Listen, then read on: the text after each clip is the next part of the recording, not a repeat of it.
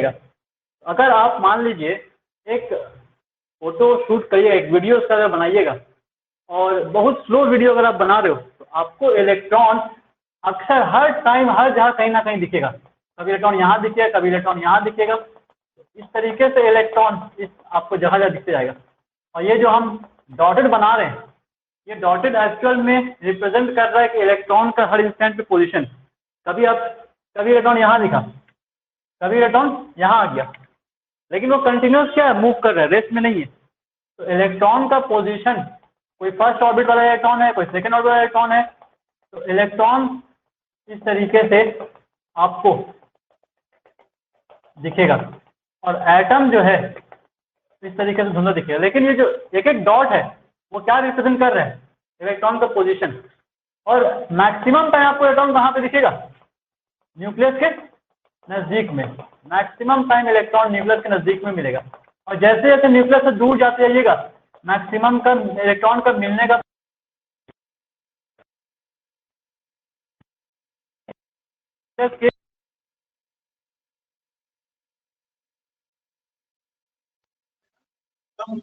लेकिन ऐसा नहीं है कोई इलेक्ट्रॉन एकदम दूर में हो, कोई इलेक्ट्रॉन दूर में हो जिनका पोजीशन दूर हो। इस तरह के आपको पोजीशन इलेक्ट्रॉन का मिलेगा। और जो 3D की है ये 2D की नहीं, ये 3D है। तो समझिए इस तरीके से इसको मत किया जाता है राइट साइड में, क्या मतलब कि बनाता है बस हर इंस्टेंट में समझिए वही इलेक्ट्रॉन है। और मैक्सिमम टाइम मोबिलिटी क्या रहती है, सबसे नजदीक इलेक्ट्रॉन मोबिलिटी सबसे नजदीक। इसी तरीके से कुछ इलेक्ट्रॉन्स दूर में आपको मिलेगा। तो एक इससे एक रीजन बन सकता है, एक 3D रीजन बन सकता है। इस 3D रीजन के अंदर में मान लीजिए 3D रीजन इसका बाउंड्री है। इस 3D रीजन के अंदर में मैक्सिमम प्रोबेबिलिटी है कि इलेक्ट्रॉन यहीं मिले। अगर ऐसा कोई 3D रीजन बनता है जहां पर मैक्सिमम चांस है कि इलेक्ट्रॉन वहीं मिले, ऐसा 3D रीजन ऑर्बिटल्स का। तो ये जो चीज एक्चुअल में बनाई है, we have got maximum probability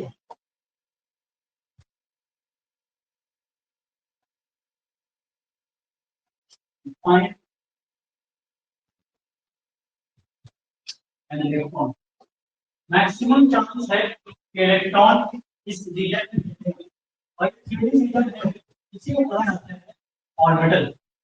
it is termed as orbital.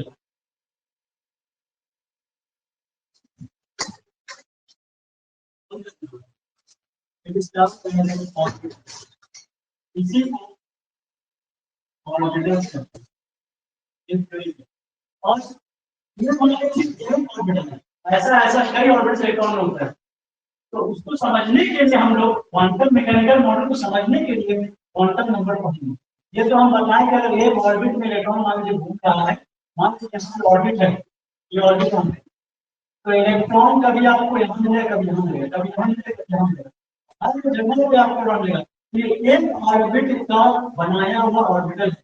ऐसा ऐसा कई ऑर्बिटल्स एटम में होता है, जिससे एटम जो है मोटा मोटी आपको इसी तरह से देखने को मिलेगा। एटम भी आपको देखने को मिलेगा। अगर आप एक एटम को हाई रिजोल्यूशन कैमरा से मान लीजिए अगर देखें, बहुत हाई रिजोल्यूशन कैमरा से, तो आपको धुंधला दिखेगा। और धुंधला में जो आपको ये रंग दिखेगा वो एक्चुअल में इलेक्ट्रॉन के पोजीशन की बात है, ठीक है। और इलेक्ट्रॉन की स्पीड काफी ज्यादा है, हर जगह पे इधर इधर से कहीं ना कहीं घूमता रहेगा और वेस्ट में दिखेगा। नेक्स्ट, इस मॉडल को समझने के लिए समझिए हम लोग quantum number. Quantum number Schrodinger wave equation को सॉल्व करके लाया हुआ 3 नंबर था। बाद में इसको बढ़ा के 1 नंबर लाएंगे, इससे 4 नंबर हो गए। फर्स्ट नंबर है प्रिंसिपल क्वांटम नंबर। ये नंबर से हम लोग इलेक्ट्रॉन के एटॉमिक स्ट्रक्चर के मॉडल को समझने की कोशिश करेंगे। क्वांटम नंबर सिंपली इस तरीके से रिप्रेजेंट करता है, इसको रिप्रेजेंट करेंगे ऐसे। क्वांटम नंबर क्या रिप्रेजेंट करता है, पहले 4 नंबर का नाम बताते हैं और उसको याद कर लीजिए। Second is azimuthal quantum number, azimuthal quantum number. और एडिशनल क्वांटम नंबर को रिप्रेजेंट किया जाता है स्मॉल एल से। Third is magnetic quantum number. Magnetic quantum number, magnetic quantum number को रिप्रेजेंट करते हैं एम से। इसको एल से रिप्रेजेंट करते हैं, छोटा सा लिखिए एल, ठीक है। लास्ट वाली ये लास्ट में बाद में ऐड किया गया है स्पिन क्वांटम नंबर, ये बहुत बाद में ऐड किया गया, पहले स्पिन नंबर था, इसको रिप्रेजेंट करते हैं एस से। या फिर आपको बुक में कई जगह पे ऐसे भी मिलेगा एम एस, छोटा सा एस, ठीक है। ऐसे कैसे लिखेंगे एम छोटा सा लिखेंगे एल, लेकिन हम सारा ये वाला यूज करेंगे, ये वाला यूज करेंगे, सबके पता लगे। अब देखिए ये एक्चुअल में क्या चीज है, ये क्वांटम नंबर को इस तरीके से समझिए कि हम समझिए इलेक्ट्रॉन का एड्रेस लिख रहे हैं। इलेक्ट्रॉन का एड्रेस कहने का मतलब जैसे ये जो एग्जांपल है मैंने सब इससे बहुत आसानी से आप समझ पाइएगा। अगर मान लीजिए आपके नाम का या मेरे नाम का कोई पोस्ट आ रहा है जमशेदपुर से या किसी और डिस्ट्रिक्ट से, तो एड्रेस जो लिखा रहेगा तो स्टार्ट होगा इसके मेरे नाम से, मेरे नाम से लेटर है, कहाँ आ रहा है, जमशेदपुर आ रहा है, कौन स्टेट में आ रहा है, कौन शहर में आ रहा है, ठीक है। अब जब पोस्टमैन जब उस एड्रेस को पढ़ेगा तो उसका पढ़ने का तरीका क्या होगा, सबसे पहले क्या देखो वहां लिखो वहां लिखो पब्लिक क्या बिना कोई ना चलेगा, तो क्या करेगा नाम से नहीं पूछेगा, कैसे पूछेगा एड्रेस में, कैसे जमशेदपुर का पोस्टमैन पाया, जमशेदपुर में जगह उसको मिला, वो पहले देखेगा कौन शहर के लिए लेटर जाने वाला है, कौन शहर का है, तब ना लेके जाएगा वो। तो पहले देखेगा वो डिस्ट्रिक्ट, उसके बाद डिस्ट्रिक्ट पहुंच जाएगा तो फिर देखिए स्ट्रीट कौन सा कॉलोनी कौन सा मोहल्ला में है, देखो कितनी कंपाउंड। अब उसके बाद क्या देखिए कितनी कंपाउंड में बहुत से घर है, उसमें फिर घर देखिए हाउस बिल्डिंग बनेगा, फर्दर एडमिशन भी मिलेगा, उससे पता चलेगा कि हम अच्छा एडमिशन में मान लीजिए पहुंच गया, फाइनल देखा एडमिशन में लेटर है वहां पहुंच गया। अब एडमिशन में जब पहुंचेगा तो चांस है ना कि हम वहां मिल जाएंगे। तो ये जो क्वांटम नंबर का एड्रेस, ये जो क्वांटम नंबर है वो ठीक इलेक्ट्रॉन का एड्रेस बनाता है। कैसे बनाता है, जैसे ये प्रिंसिपल क्वांटम नंबर है, ये अपने आप में एक सिटी बताइए, सिटी, और सिटी इलेक्ट्रॉन का सिटी क्या होगा, इलेक्ट्रॉन का सिटी होगा ऑर्बिट, ठीक है। तो सबसे पहले ऑर्बिट में पहुंच गए, ऑर्बिट अगर सिटी में पहुंच गया, सिटी के पास किसने जाना पड़ेगा, ऑर्बिट में पहुंचना है स्पीड में, तो जो स्पीड होगा एटम का इलेक्ट्रॉन का स्पीड होगा वो उसका सब ऑर्बिट होता है। सब ऑर्बिट पढ़ेंगे तो क्या डी, अब जब सब ऑर्बिट पहुंच गया, स्पीड पहुंच गया, स्पीड पहुंचने के बाद क्या खुलेगा हाउस, एड्रेस में तो फिर कॉलेज में हाउस खुलेगा। तो हाउस नंबर जो होगा इलेक्ट्रॉन का जो हाउस होगा वो उसका ऑर्बिटल्स होगा जहां इलेक्ट्रॉन मिलेगा। इस तरीके से अगर आप याद रखिएगा तो आपको आसानी से समझ आएगा। अब हाउस में अगर पहुंचा तो जिसके नाम का लेटर है वो तो वहां मिल जाएगा, वहां तो मिलेगा। तो इलेक्ट्रॉन अगर भूल गए तो ऑर्बिटल्स से इलेक्ट्रॉन करे, मतलब वहां चांस है कि इलेक्ट्रॉन मिल जाए।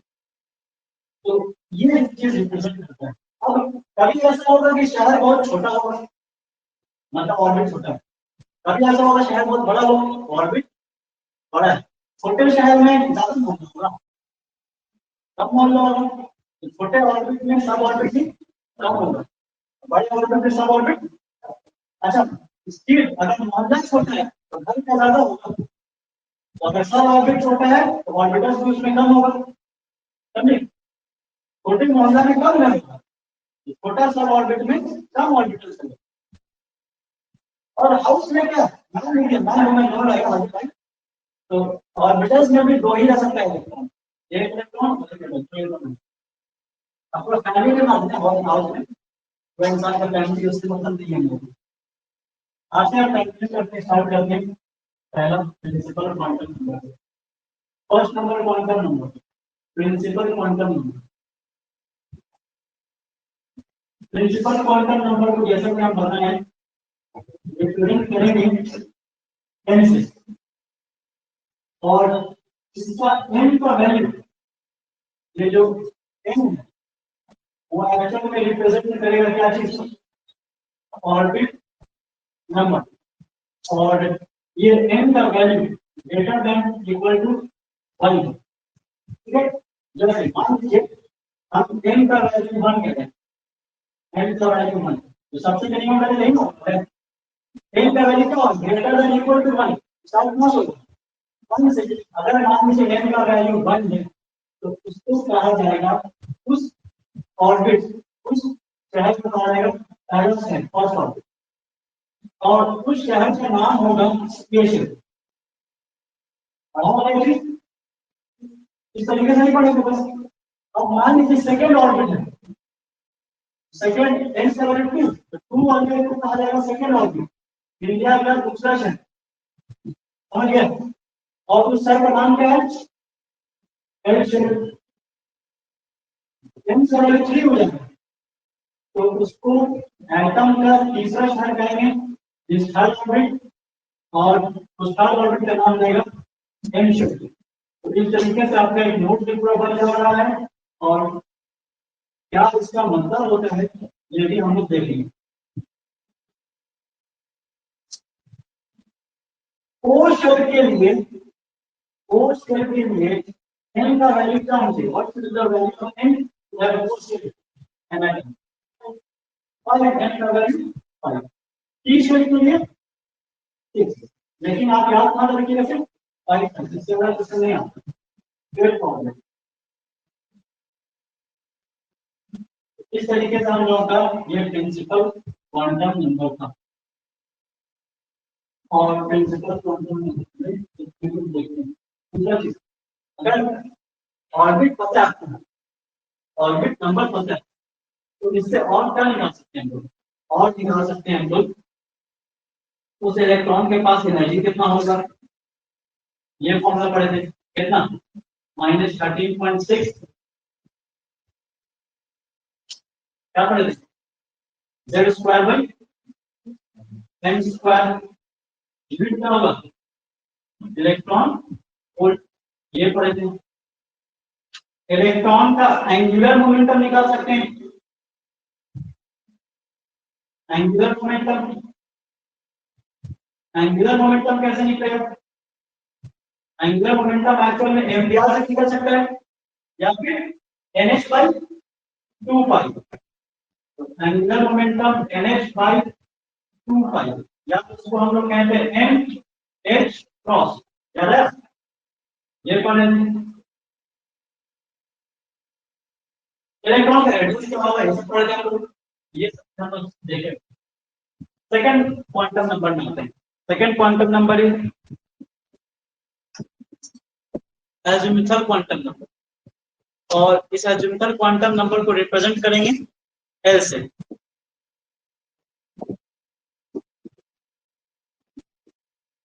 सेकंड क्वांटम नंबर ये क्या रिप्रेजेंट करेगा किसी भी एटम का, एजिमुथल क्वांटम, ये किसी एटम का सब ऑर्बिट रिप्रेजेंट करेंगे, और इसको रिप्रेजेंट करेंगे L से। L एक्चुअल में रिप्रेजेंट करता है सब ऑर्बिट नंबर, ठीक है, और जो कितना वैल्यू है वो डिपेंड करता है n पर। L का जो वैल्यू है वो 0 हो सकता है, 0 से बड़ा हो सकता है, और n माइनस 1 से छोटा होगा, या n माइनस 1 के बराबर होगा। ये सब पॉइंट जो है याद रखना है, ठीक है। अब एक एग्जांपल समझते हैं, मान लीजिए हम लोग स्टार्ट किए हैं ऑर्बिट से, इलेक्ट्रॉन के शहर में एंट्री करते हैं,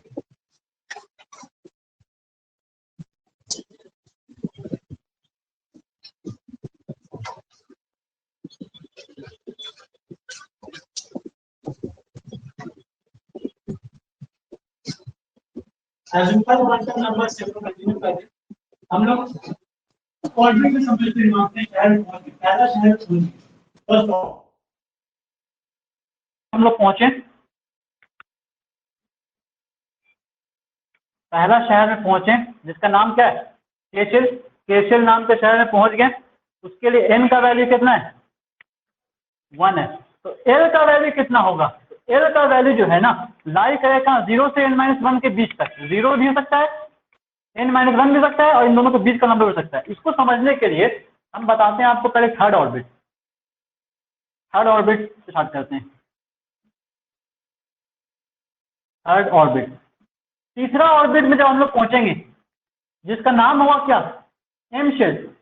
एम शेल नाम के शहर में पहुंच गए, इलेक्ट्रॉन की दुनिया में, इलेक्ट्रॉन के शहर में, एम शेल नाम के शहर में पहुंच गए, जो एटम का तीसरा शहर है। उसके लिए एन का वैल्यू क्या है, कोड क्या है, डिजिट क्या है उसका, कोड रांची का कोड है ना, अपना दिल्ली का कोड है ना 1, पहला शहर है वो। वैसे इसके लिए क्या कोड है, 3। अब आप बताइए एन का वैल्यू जब 3 है तो एल का वैल्यू क्या होगा, एल का वैल्यू होगा 0 और 3-1 के बीच का नंबर। तो नहीं, सिर्फ बीच का नहीं, बराबर भी तो है, तो 0 भी हो सकता है, समझे। फिर n-1, n-1 कितना, 2। तो 0 से 2 के बीच में, 0 से 2 के बीच में, और 2 भी होगा क्योंकि ये इक्वल है। तो 0 हो सकता है, 1 हो सकता है, 2 हो सकता है, तीनों नंबर आ सकता है। बात समझे क्या कह रहे हैं।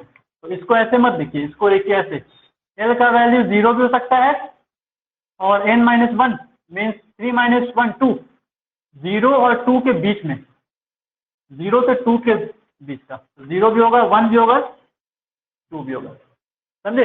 अब एल ये किसका वैल्यू है, एल का वैल्यू है ना, इसको और अच्छे से दिखा, ऐसे लिखिए, एल का वैल्यू 0 भी होगा, 1 भी होगा, एल का वैल्यू। उस हिसाब से पहले वाले के लिए बताइए तो क्या होना चाहिए एल का वैल्यू, ओनली 0। एल का वैल्यू 0, n-1 कितना, 1-1 इज 0, 0 से 0 के बीच में फिर 0 ही आएगा। उसी हिसाब से अगर हम मान लीजिए सेकेंड ऑर्बिट की बात करें तो सेकेंड ऑर्बिट में n का वैल्यू कितना आएगा, 2। तो पहला स्टार्ट कहाँ से होगा, 0, फिर 2-1 कितना, तो 0 और 1 के बीच में कितना नंबर है, एक भी नंबर नहीं है, तो 0, और दूसरा नंबर क्या हो जाएगा, 1। अगर मान लीजिए हम फोर्थ ऑर्बिट की बात करते हैं, फोर्थ ऑर्बिट, तो फोर्थ ऑर्बिट के लिए n का वैल्यू कितना हो जाएगा, 4। तो पहला वैल्यू कौन सा होगा, 0, दूसरा कौन सा होगा, 1, तीसरा कौन सा होगा, 2, और 4-1 कितना, तो 3 भी हो जाएगा, समझे। अब जितना नंबर मिल रहा है, ये जो नंबर है एल एक्चुअल में क्या रिप्रेजेंट कर रहा है, सब ऑर्बिट नंबर। तो जो एल का वैल्यू है ना, ये सब ऑर्बिट नंबर है, और सब ऑर्बिट नंबर के हिसाब से सब ऑर्बिट का भी नाम कर दिया गया। जैसे अब ये कॉलोनी कौन सा है, पीपी कंपाउंड, उधर बगल में जाइएगा मिल जाएगा पटेल कंपाउंड, समझिए क्या कह रहे हैं।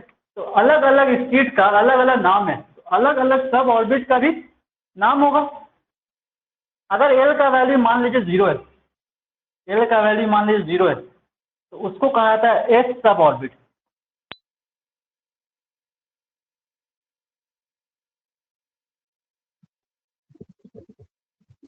अगर मान लीजिए एल का वैल्यू 1 है, उसको कहा जाएगा पी सब।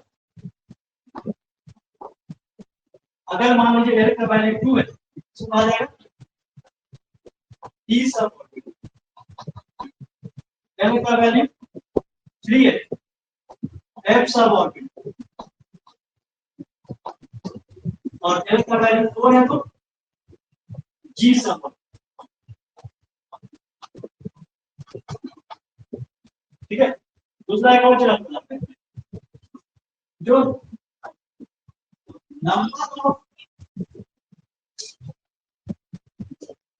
या इसको इससे पहले यहाँ पे लिख देंगे, एल का वैल्यू 0 है, एल का वैल्यू 0 का क्या नाम, एस का ऑर्बिट। तो फर्स्ट ऑर्बिट में एक ही सब ऑर्बिट होगा जिसका नाम क्या होगा, एस। सेकंड ऑर्बिट मोस्ट बड़े साइज का ऑर्बिट है ना, बड़े साइज का शहर, बड़े साइज के शहर में ज्यादा स्पीड होगा, सबको मान लो बड़े शहर में दो मान लो, जैसे मैं दूसरी वेबसाइट में 0 पे निकल गई है, 1 निकल गई, तो सेकंड ऑर्बिट का बड़ा शहर है, बड़े शहर में दो महल है, दो स्थित है, एस नाम का स्टेट दिया, बी नाम का स्टेट दिया, ठीक है, इसका ऑर्बिट दिया, ये सब, लेकिन पहले नाम का शहर भी है, पहले फर्स्ट ऑर्बिट वाला शहर में भी एस है, सेकंड वाले में भी एस है, दोनों को डिफरेंशिएट, दोनों को फर्क करने का लिखेंगे, आगे में एन का वैल्यू नाम देंगे, एन का वैल्यू कितना है 1, इसमें 1 है, यहाँ एन का वैल्यू कितना है 2, इसमें 2 है। अब प्लस करने का मतलब सेकंड ऑर्बिट माइनस करने का मतलब फर्स्ट ऑर्बिट वाला और तीन के आगे में क्या करेंगे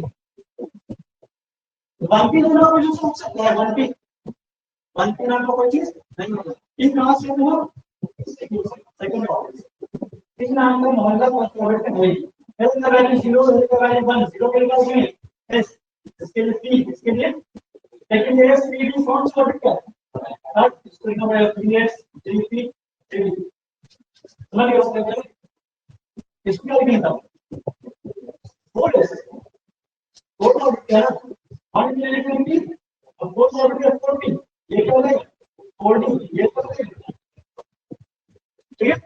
अब देखिए जितना ऑर्बिट नंबर है उतना ही सब ऑर्बिट मिला ना, तो ये नंबर ऑफ सब ऑर्बिट है, नंबर ऑफ सब ऑर्बिट की जो संख्या है कितना सब ऑर्बिट मिलेगा ये डिपेंड करता है ऑर्बिट नंबर पर।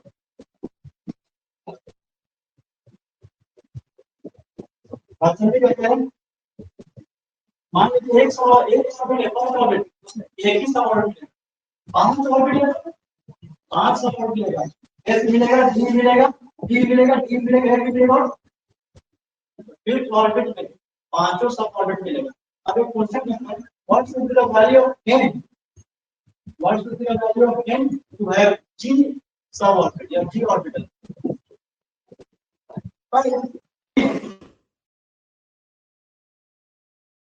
Fifth sub orbit fifth value n का 5 होना चाहिए, n का मिनिमम वैल्यू क्या हो कि आपको d ऑर्बिटल मिल जाए, d सब ऑर्बिट मिल जाए, n का नंबर ऑफ ऑर्बिट नंबर का n का मिनिमम वैल्यू क्या हो जिसमें आपको d सब ऑर्बिट मिले 3, d पहला थर्ड कहां से हुआ, थर्ड से थर्ड हुआ ना, और p मिलने के लिए n का मिनिमम वैल्यू कितना होना चाहिए, n का वैल्यू 3 उसमें p मिलता है, 4 उसमें p मिलता है, लेकिन क्या 4 3 2 इसमें 4 3 मिनिमम है, मिनिमम कौन सा है 2, तो इस तरीके से हम लोग बता सकते हैं कि नंबर ऑफ सब ऑर्बिट डिपेंड करता है किस पर, नंबर ऑफ सब ऑर्बिट डिपेंड करेगा किस पर, ऑर्बिट नंबर पर, जितना ऑर्बिट नंबर है उतना उसका सब ऑर्बिट नंबर होगा। और इसका समर फील्ड एक तो मॉडल बनाया था, समर फील्ड मॉडल तो देखेंगे नहीं, मॉडल तो बना हुआ उसका कोई मतलब नहीं है, एक इससे हम बता देते हैं angular momentum,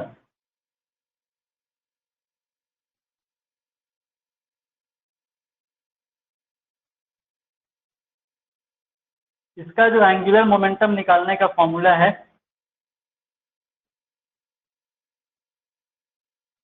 is equal to root of L into L+1 H by 2 pi, H by 2 pi क्या ले सकते हैं और H कौन से सकते हैं, L के वैल्यू से भी किसी भी इलेक्ट्रॉन का एंगुलर मोमेंटम निकाला जा सकता है, तो ये एक हम लोगों का एक और नोट्स बन गया। सब ऑर्बिट के लिए और तो कोई नोट्स नहीं है, एक ये था पॉइंट, एक ये हो गया। नेक्स्ट आते हैं third quantum number, third quantum number is magnetic quantum number.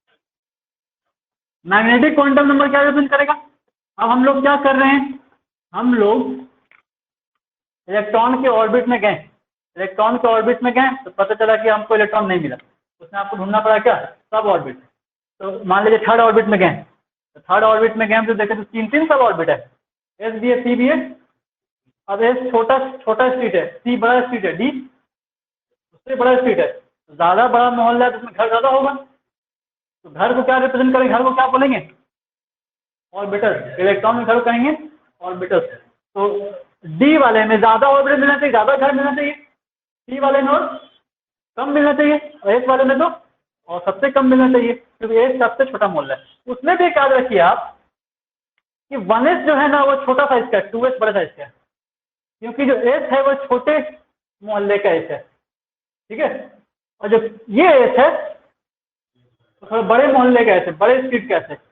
और 3s तो और बड़ा होना चाहिए ना, और बड़ा होगा। तो जैसे जैसे ये आगे का नंबर बड़ा होता है ना वो वैल्यू बड़ा होता जाता है। 2p और 4p में कौन बड़ा होगा साइज में? 4p साइज बड़ा होगा। चलिए very good. Magnetic quantum number समझते हैं। मैग्नेटिक क्वांटम नंबर को रिप्रेजेंट करेंगे m से। जो m है उसका वैल्यू एक्चुअल में डिपेंड करेगा, मैग्नेटिक क्वांटम नंबर m का वैल्यू डिपेंड करेगा -L से लेकर के +L तक।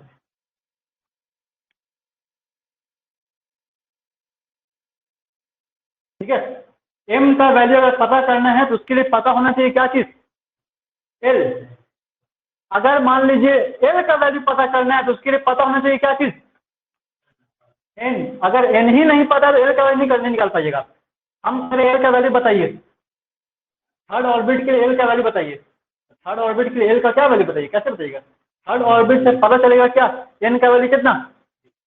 अब n का वैल्यू अगर 3 है, 0 से 3 - 1 2, 0 से 2 का 0 से 2 कितना आएगा? 0 1 n। L का वैल्यू निकल गया। तो L का वैल्यू डिपेंड कर रहा है किस पे? n पर। m का वैल्यू डिपेंड कर रहा है किस पर? और जो n है वो किसी पर डिपेंड नहीं है, वो सिंपली इंटीजर है। इंटीजर कहने का मतलब ग्रेटर देन 1 और इक्वल टू 1। अब हम क्या कर रहे हैं ना, ऑर्बिट से सब ऑर्बिट पहुंचे। सब ऑर्बिट हम लोग पहुंच चुके हैं। अब जब सब ऑर्बिट पहुंच गए तो हम लोग ढूंढेंगे क्या? स्ट्रीट पहुंच गए तो क्या ढूंढेंगे? घर। ठीक है, तो सब ऑर्बिट हम लोग पहुंच गए हैं। सब ऑर्बिट से हम लोग घर ढूंढना है। तो पहला सब ऑर्बिट कौन सा है? पहला मोहल्ला कौन सा है? एस। तो पहले मोहल्ले में पहुंच गए, एस सब ऑर्बिट पहुंच गए। अब जब एस सब ऑर्बिट पहुंच गए तो इसके लिए हम लोगों को एल का वैल्यू पता है। इसके लिए एल का वैल्यू कितना आता है? 0। एस सब ऑर्बिट के लिए एल का वैल्यू, और एल के वैल्यू पर डिपेंड करेगा क्या? एम का वैल्यू, है ना। एम का वैल्यू कहां से कहां होगा? -0 से +0। कोई मतलब हुआ? -+0 होता है क्या चीज? बस 0। तो बस एम का वैल्यू 0। ठीक है। दूसरा, पी पहुंचे हम लोग पी सब ऑर्बिट में। जब पी सब ऑर्बिट में पहुंचे तो पी सब ऑर्बिट में पता चला कि उस पी सब ऑर्बिट का कोड कितना है? 1। उससे एम का वैल्यू निकाल लेंगे। एम का वैल्यू क्या होगा? -1 से लेकर के, तो -1 से +1 के बीच में कितना नंबर आता है? 3। -1 0 और क्या? +1। तो एम का वैल्यू -1 भी मिलेगा, और क्या मिलेगा? 0 भी मिलेगा, और क्या मिलेगा? समझ के बाद नेक्स्ट डी सब ऑर्बिट पहुंचते हैं। डी सब ऑर्बिट, तो डी सब ऑर्बिट में क्या होना चाहिए? एल का वैल्यू 2। तो एम का वैल्यू क्या क्या आएगा? -2 से लेके कहां तक? +2 तक। तो -2 आएगा, -1 आएगा, 0 आएगा, +1 आएगा, और तो एम का कितना वैल्यू मिल रहा है? 5 वैल्यू मिल रहा है। तो जो number of values of m है ना वो रिप्रेजेंट करेगा एक्चुअल में number of orbitals, means number of house. Electron का कितना घर होगा किस मोहल्ला में वो डिपेंड करता है कि एम का कितना वैल्यू मिल रहा है। तो हम लोग एक पॉइंट लिख देते हैं,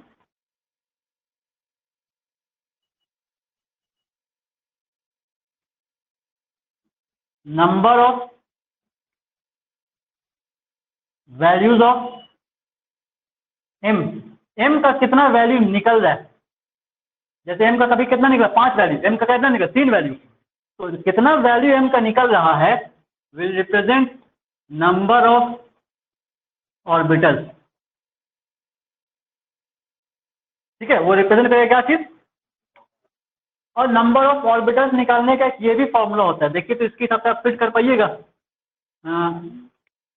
12 + 1, क्या देखिए इसके हिसाब से फिट हो पा रहा है? जैसे फर्स्ट ऑर्बिट, एस सब ऑर्बिट, एस सब ऑर्बिट के लिए एल का कितना वैल्यू आ रहा है? 0, 2 इंटू 0, 0+1, तो नंबर ऑफ ऑर्बिटल कितना होना चाहिए? और एम का कितना वैल्यू आ रहा है? एक वैल्यू, नंबर ऑफ वैल्यू एक वैल्यू आ रहा है, तो एक ऑर्बिटल होगा। तो एस सब ऑर्बिट में यहां से पहचानिए नंबर ऑफ ऑर्बिटल, या फिर यहां से भी आप निकाल सकते हो नंबर ऑफ ऑर्बिटल। और ऑर्बिटल को रिप्रेजेंट करेंगे कैसे? जैसे इसको हम कह रहे हैं कि इसमें एक ऑर्बिटल मिलेगा, 1 ऑर्बिटल, इसमें 1 ऑर्बिटल मिलेगा, और 1 ऑर्बिटल को रिप्रेजेंट कैसे करेंगे? बस एक बॉक्स, ये लास्ट क्लास में बताए थे। और एम का कितना वैल्यू मिल रहा है?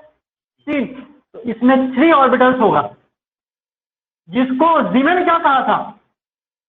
ओरिएंटेशन, कि सी सब ऑर्बिट में 3 ओरिएंटेशन होगा, ऐसे भी, ऐसे भी और ऐसे भी, एक है ना? बस वही टाइप का चीज है ये, 3 ऑर्बिटल्स, तीनों ऑर्बिटल्स का एनर्जी सेम होगा, तो तीनों ऑर्बिटल्स को दिखाएंगे कैसे? एक ही लाइन में, इलेक्ट्रॉन का एक घर, दूसरा घर और तीसरा घर। एम का कितना वैल्यू मिल जाए? 5, तो कितना ऑर्बिटल होगा? 5 ऑर्बिटल्स हो जाएगा, 5 ऑर्बिटल्स होगा, इन पांचों का एनर्जी सेम होगा, इसीलिए पांचों को एक ही लाइन में दिखाया जाएगा। समझ बात क्या कह रहे हैं? अच्छा, तो इस हिसाब से एफ सब ऑर्बिट के लिए, एफ सब ऑर्बिट के लिए हमको एम का वैल्यू नहीं चाहिए, एफ सब ऑर्बिट के लिए नंबर ऑफ ऑर्बिटल्स हमको निकालना है। इस फॉर्मूले से कैसे निकलेगा? 12+1 है नंबर ऑफ ऑर्बिटल्स। एफ सब ऑर्बिट के लिए एल का वैल्यू क्या होता है? 3, तो एफ सब ऑर्बिट के लिए एल का वैल्यू 3। अब एल का वैल्यू जब 3 है, 3 इंटू 2 6, 6+1, तो नंबर ऑफ ऑर्बिटल्स कितना आ जाएगा? तो 7 ऑर्बिटल होना चाहिए। इसका मतलब 7 एम का वैल्यू भी होना चाहिए, एम का वैल्यू भी 7 होना चाहिए। देखिए कितना एम का वैल्यू आ रहा है। पहला एम का वैल्यू स्टार्ट कहाँ पे होगा? -3 से कहाँ तक? +3 तक, तो -3 होगा, और क्या आएगा? -2 हो जाएगा, -1 हो जाएगा, 0 हो जाएगा, 1 हो जाएगा, 2 हो जाएगा, और 3 भी तो हो जाएगा। तो एम का कितना वैल्यू मिल रहा है?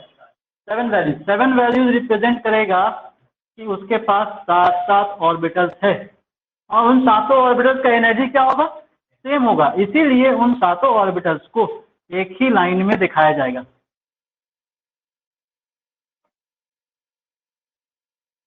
ठीक है?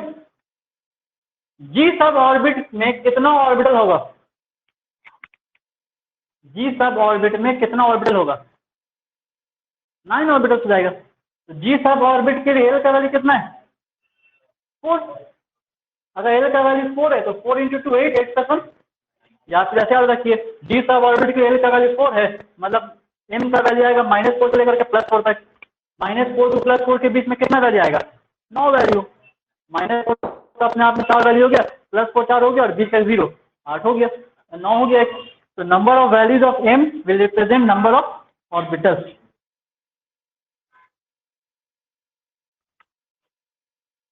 बताइए तो,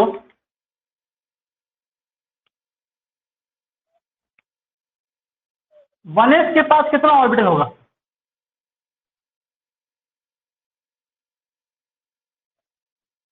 एक ही होगा। क्यों? हमको 1 नहीं देखना है, क्या देखना है? हम क्या यहाँ पे 1s 2s के नाम पढ़ाए हैं? सिर्फ किससे पढ़ाए? एस से। 1s के पास मतलब एस आ गया, कितना ऑर्बिटल होगा? एक ऑर्बिटल। 2s के पास कितना होगा? उसके पास भी एक ही ऑर्बिटल होगा, क्योंकि एस का मतलब है सिर्फ एक ऑर्बिटल।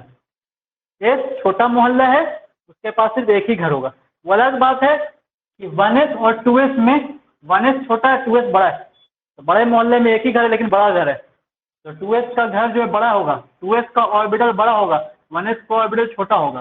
समझे? बस इतना का फर्क है। लेकिन एस बोले तो कितना ऑर्बिटल मिलेगा? एक ऑर्बिटल। टी बोले तो कितना ऑर्बिटल? 3 ऑर्बिटल, चाहे वो 2p हो, चाहे 3p हो, चाहे 10p हो।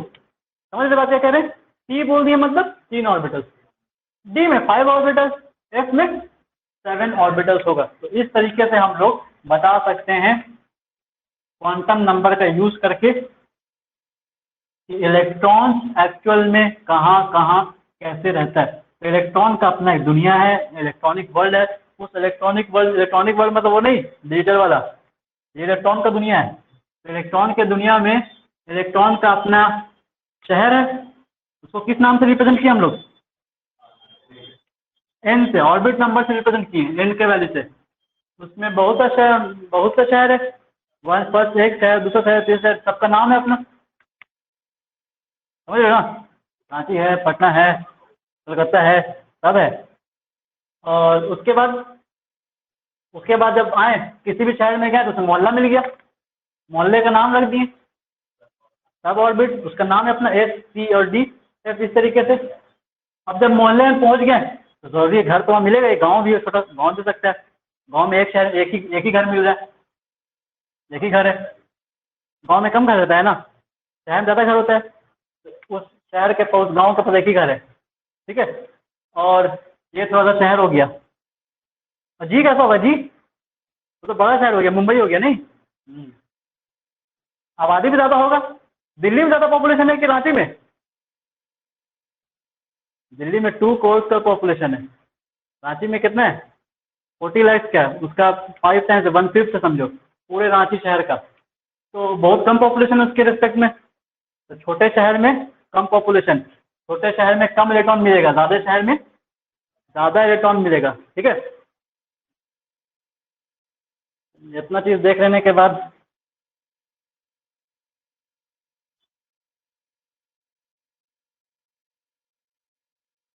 एक और पॉइंट था, स्पिन क्वांटम नंबर ना, उससे पहले एक और चीज़ दिखाते हैं।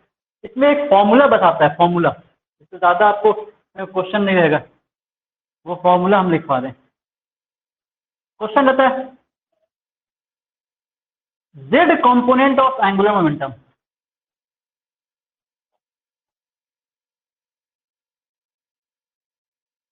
z component of angular momentum,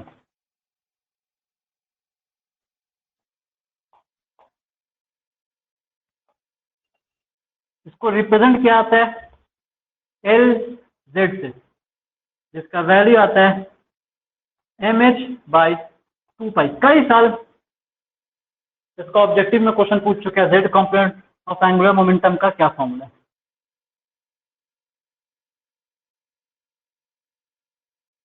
और तो कुछ नहीं बचा हम लोगों का, एक लास्ट बच गया, क्या चीज? Spin quantum number. Spin quantum number के लिए कोड नंबर यहाँ पर छोटा सा पढ़ते हैं।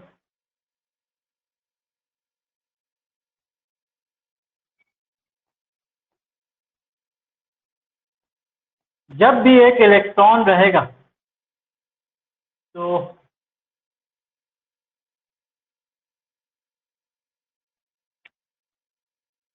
इसको मिटा दें, चारों क्वांटम नंबर का नाम मिटा दें, चारों क्वांटम नंबर सब जगह है ही लिखा हुआ।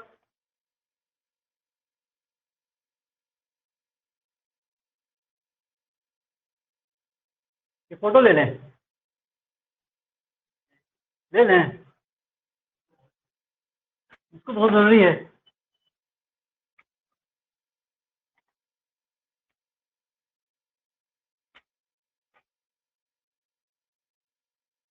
Fourth quantum number is spin quantum number.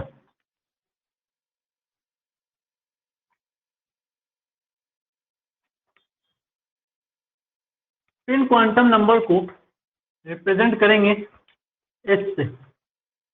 और ये एक्चुअल में क्या चीज है, जैसे मान लीजिए ये एक न्यूक्लियस है और ये इलेक्ट्रॉन का कोई ऑर्बिट है, उस ऑर्बिट में भी अलग अलग ओरिएंटेशन हो सकता है, अलग अलग ऑर्बिटल हो सकता है। इसको अपने आप में ना ऑर्बिटल ही मान रहे हैं, और उस ऑर्बिटल में 2 इलेक्ट्रॉन रह सकता है मैक्सिमम, ठीक है। और एक इलेक्ट्रॉन का जो मैग्नेटिक मोमेंट बनता है वो ऊपर के डायरेक्शन में और एक का नीचे के डायरेक्शन में। ये क्या चीजें समझाते हैं, जैसे एक इलेक्ट्रॉन है ये, उसका अपना ये मान लीजिए एक्सिस है, तो ये जो इलेक्ट्रॉन है, ये जो इलेक्ट्रॉन है ये इस डायरेक्शन में मान लीजिए घूम रहा है, ठीक है। और दूसरा इलेक्ट्रॉन का ये एक्सिस है, अपने एक्सिस पर वो एंटी क्लॉकवाइज डायरेक्शन में घूम रहा है, वो इस डायरेक्शन में घूम रहा है। ये इलेक्ट्रॉन ऐसे घूम रहा है, ये इलेक्ट्रॉन ऐसे घूम रहा है। ऐसे घूमने के कारण अपने सर्कुलर ऑर्बिट में अपने आप में इस एक्सिस में एक करंट लूप कर रहा है, करंट बन रहा है, और करंट का जो डायरेक्शन होगा उसका अपोजिट होगा। इलेक्ट्रॉन ऐसे घूम रहा है तो करंट ऐसे घूम रहा है, और करंट के डायरेक्शन के परपेंडिकुलर में मैग्नेटिक मोमेंट होगा, तो उसका मैग्नेटिक मोमेंट इस तरीके से। मैग्नेटिक मोमेंट कहने का मतलब ये इलेक्ट्रॉन पर नॉर्थ पोल और साउथ पोल जेड हो जाएगा, नॉर्थ पोल यहाँ, साउथ पोल यहाँ, मैग्नेट में होता है ना चीज।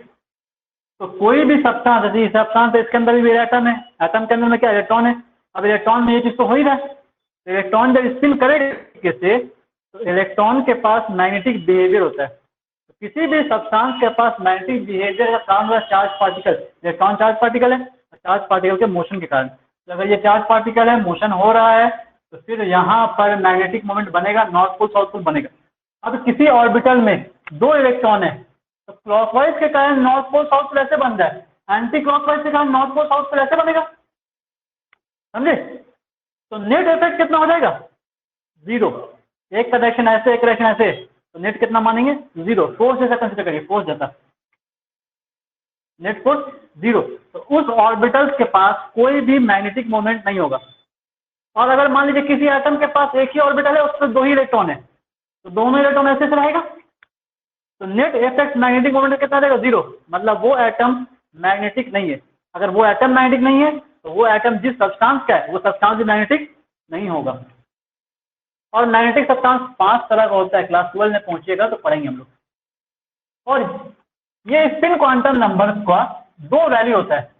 एस का वैल्यू एक लिखेंगे -12, -12 रिप्रेजेंट करेंगे कि इलेक्ट्रॉन के क्लॉकवाइज डायरेक्शन के लिए, ठीक है, एक हो गया क्लॉकवाइज डायरेक्शन। और एस का वैल्यू एक लिखेंगे +12, ये होगा इलेक्ट्रॉन का एंटी क्लॉकवाइज डायरेक्शन के लिए, घड़ी के अपोजिट। घड़ी का डायरेक्शन ऐसे होता है ना, तो ऐसे होगा तो क्या कहेंगे, एंटी क्लॉकवाइज। उसके लिए रिप्रेजेंट करेंगे कैसे, डाउनवर्ड। अब एक एक ऑर्बिटल के पास 2 इलेक्ट्रॉन का मैक्सिमम कैपेसिटी है। एक एक घर के पास 2 ही आदमी रहेगा, मैन वुमेन, ठीक है, तो 2 इलेक्ट्रॉन रहेगा बस। Each orbital can have maximum 2 electrons. Her orbital के पास मैक्सिमम कितना रह सकता है, 2 इलेक्ट्रॉन। मिनिमम कितना रहेगा, 0। घर खाली है, दोनों डेथ कर गया, समझे, कोरोना आया लेके चला गया, खाली हो गया। तो दोनों इलेक्ट्रॉन, ऐसा भी सकता है कि इलेक्ट्रॉन नहीं रहे, उसको कहेंगे वैकेंट ऑर्बिटल, खाली घर। और ऐसा भी हो सकता है कि इलेक्ट्रॉन रहे, तो रहे तो कितना रहे, मैक्सिमम कितना, 2। एक भी तो सकता है, तो अगर एक रहेगा तो उसको कहेंगे हाफ फील्ड, 2 रहा तो फुल फील्ड। तो इलेक्ट्रॉन्स के पास इस तरीके से मैग्नेटिक मोमेंट, इलेक्ट्रॉन्स के पास तरीके से clockwise direction, anti clockwise direction का स्पिन क्वांटम नंबर बता सकते हैं। अब मान लीजिए हम एक ऐसा चीज लिख रहे हैं ऐसे, और इसको हम कह रहे हैं 1s2। ये 2 क्या रिप्रेजेंट कर रहे हैं, नंबर ऑफ इलेक्ट्रॉन। 1s है, उसके पास कितना इलेक्ट्रॉन है, 2। तो एस के पास 2 इलेक्ट्रॉन है, एस के पास ऑर्बिटल कितना है, एक ही है, एक ऑर्बिटल बना चुके हैं। और इस ऑर्बिटल के पास कितना इलेक्ट्रॉन है, 2। इस 2 इलेक्ट्रॉन को रखेंगे कैसे, एक क्लॉकवाइज तो दूसरा एंटी क्लॉकवाइज। समझिए क्या कह रहे हैं। अब इसको फुल हेडेड एरो दिखाइए या हाफ हेडेड एरो दिखाइए, एक ही बात होगा। इसके लिए स्पिन क्वांटम नंबर आप क्या लिखिएगा, एस का वैल्यू +12 भी लिखेंगे, एस का वैल्यू एक +12 राइट। बस समझे क्या कह रहे हैं। ये 1s हो गया। मान लीजिए एक एग्जांपल हम ले रहे हैं, ये बताइए इसका नाम क्या है, p सब ऑर्बिट। तो p हो सकता है 2p का, 1p का, 1p का नहीं हो सकता है। मिनिमम कितना होगा, 2p या फिर 3p 4p, हम मान रहे हैं 2p है और लिख रहे हैं इस तरीके से 2p5। 2p कितना कितना इलेक्ट्रॉन हो गया, मतलब 5 इलेक्ट्रॉन। 5 इलेक्ट्रॉन को हम रखना चाहते हैं, 1 हो गया, 2 हो गया, 3 हो गया, 4 हो गया, 5 हो गया, फुल फील्ड हो गया। ये पूरा फील्ड नहीं है। कैपेसिटी कितने का है, हाफ फील्ड कहेंगे, हाफ भी नहीं कहेंगे। 6 का कैपेसिटी 3 फील्ड होता है ना, हाफ फील्ड कहते हैं। हाफ फील्ड भी नहीं है, बस ये कंप्लीटली फील्ड नहीं है, इनकम्प्लीटली फील्ड है। वैकेंट भी तो नहीं है, पूरा खाली भी तो नहीं है, इसको वैकेंट ऑर्बिटल भी नहीं कहेंगे।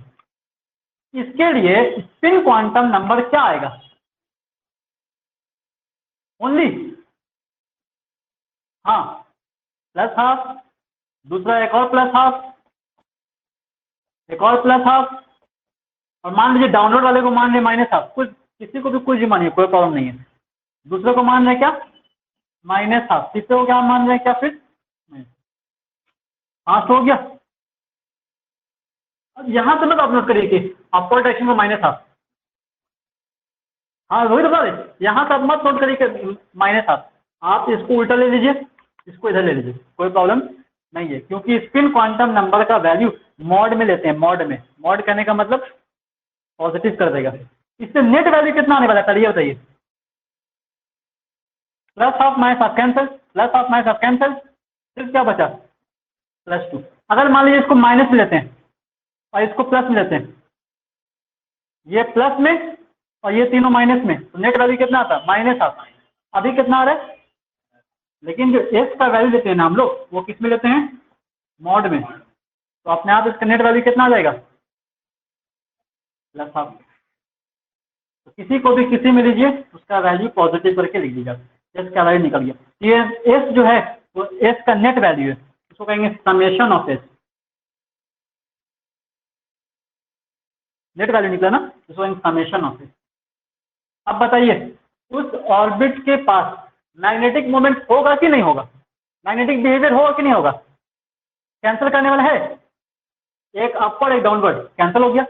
इस वाले में कैंसिल हो गया, इस वाले में कैंसिल हुआ क्या, नहीं हुआ, इस वाले में कैंसिल नहीं हो रहा। इसीलिए ये जिस एटम का भी ऑर्बिटल है उसके पास एक ऐसा इलेक्ट्रॉन बच रहा है जिसका मैग्नेटिक मोमेंट को कोई कैंसिल करने वाला नहीं है, तो उस एटम के पास मैग्नेटिक बिहेवियर होगा। और ऐसा ऐसा उसका बहुत सा एटम हुआ तो सारे एटम का मैग्नेटिक बिहेवियर मिल करके वो सब्सटेंस को ही मैग्नेटिक कर देगा, ठीक है। जो कि मेटल का केस है, मेटल में आपको अक्सर ऐसा मिलेगा, मेटल के पास मैग्नेटिक बिहेवियर होता भी है। इतना चीज देख लेने के बाद एक और देख लेते हैं।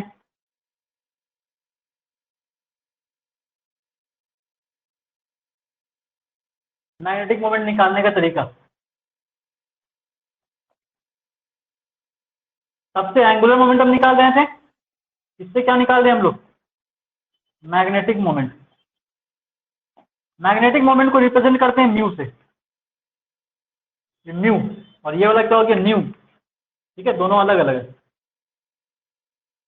Root of 4s into s plus 1, या फिर निकालते हैं इससे हम लोग root of n into n plus 2। अब ये n ये मत समझिएगा, ये n है, सबका मतलब हम बता देते हैं और एक एग्जांपल करेंगे इस पे, और आज के लिए हम लोग को यहाँ पे लेक्चर फिनिश। s जो है वो एक्चुअल में समेशन ऑफ x है, या s का मतलब होगा net spin quantum number. Net कहने का मतलब समझ में आ गया, सारे का एडअप करके, सारे का सम करके। जो n है, n वो रिप्रेजेंट करेगा number of unpaired electron. Paired है ना, पेयर्ड है ना, पेयर्ड है ये, तो कितना अनपेयर्ड हुआ, एक अनपेयर्ड हुआ, तो n का वैल्यू कितना हो गया, 1। इसके लिए s का वैल्यू कितना आ रहा है, तो मैग्नेटिक मोमेंट क्या था, इससे निकालिए चाहे इससे निकालिए, आना चाहिए सेम ना। चेक करते हैं हम लोग, एक एग्जांपल ले लेते हैं। पहला एग्जांपल है ये वाला, ये कौन सा है, 1s2 है मान लीजिए, 2 इलेक्ट्रॉन, इसके लिए एस का वैल्यू पहले बताना है आपको, एस कितना आएगा, उसका बताना है एन का वैल्यू, एन कितना आएगा, एस का वैल्यू कितना आएगा, एक plus half minus half, plus half minus half, net value कितना आ रहा है, एन का value, N is number of unpaired term, क्या अनपेयर्ड है कोई, अनपेयर्ड नहीं है मतलब एक भी अनपेयर्ड नहीं है, तो अगर ये जीरो है ये जीरो है तो स्पिन क्वांटम नंबर चाहे इससे निकाले चाहे इससे निकाले कितना आने वाला है, मैग्नेटिक मोमेंट चाहे इससे निकाले चाहे इससे निकाले जीरो आएगा, zero into something zero, N का value zero, zero into something, और इसका जो यूनिट होता है यूनिट, इसको कहते हैं बी एम, बोर मैग्नेटन। तो जो म्यू आएगा इस केस में मैग्नेटिक मोमेंट वो जीरो आएगा, पहला एग्जांपल। दूसरा एग्जांपल देखते हैं, दूसरा एग्जांपल है ये वाला, इतने छोटे से आज हम लोग का फिनिश पूरा।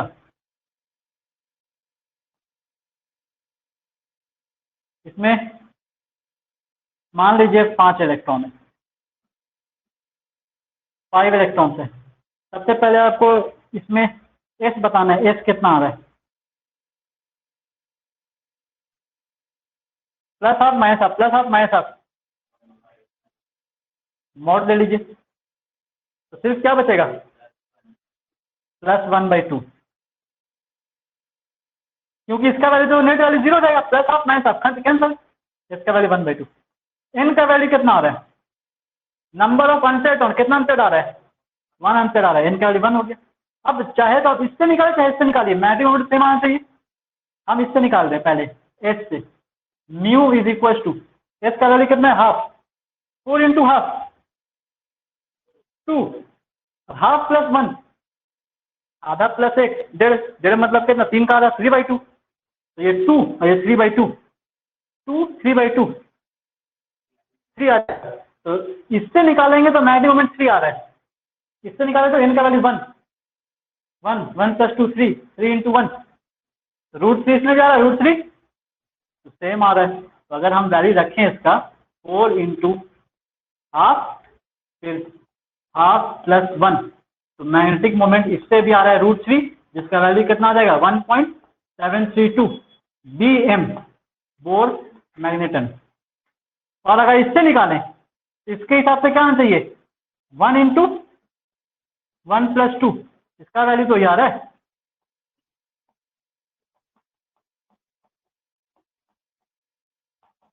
बात समझे। तो दोनों में से कोई सा फॉर्मूला से आप निकाल सकते हो। ये स्पिन क्वांटम नंबर का नोट्स था,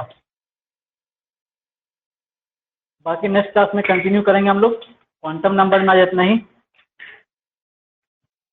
क्वांटम नंबर के बाद कैलकुलेशन हम लोग का एक क्लास और टॉपिक बच गया, एक क्लास में चांस से पूरा फिनिश हो जाएगा।